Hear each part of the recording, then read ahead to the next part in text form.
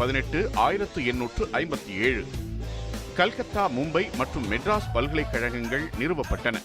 1857ஆம் ஆண்டு ஜூலை 18ஆம் தேதி பிரிட்டிஷ் இந்தியாவில் முதல் முறையாக 3 முக்கிய பல்கலைக்கழகங்கள் கல்கத்தா, மும்பை மற்றும் மெட்ராஸ் பல்கலைக்கழகங்கள் ஒன்றாக நிறுவப்பட்டன. 19ஆம் நூற்றாண்டில் இந்தியாவில் மேம்பட்ட கல்வியின் தேவையை உணர்ந்த இங்கிலாந்து அரசும் ஈஸ்ட் இந்தியா கம்பெனியும் மேலை நாடுகள் போல உயர்கல்வி அமைப்புகளை உருவாக்க திட்டமிட்டன. இதற்கான பரிந்துரை 1854ஆம் ஆண்டின் உடன் அறிக்கை மூலம் வழங்கப்பட்டது.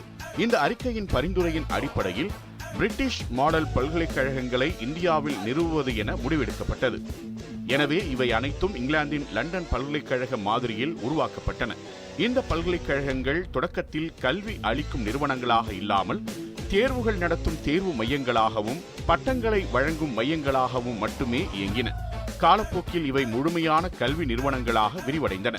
இது இந்தியர்களுக்கு மேம்பட்ட கல்வி வாய்ப்புகளை அளிக்க உதவியது. மேற்கத்திய அறிவியல், சட்டம், பிலாசபி போன்ற பாடங்களில் உயர்கல்வி பயில இந்திய மாணவர்களுக்கு வாய்ப்பு கிடைத்தது. இவை இந்தியாவின் நவீன கல்விக்கான அடித்தளமாக அமைந்தன. பின்னாளில் இவற்றிலிருந்து பல சுதந்திர போராட்ட வீரர்கள், சிந்தனையாளர்கள் உருவானார்கள்.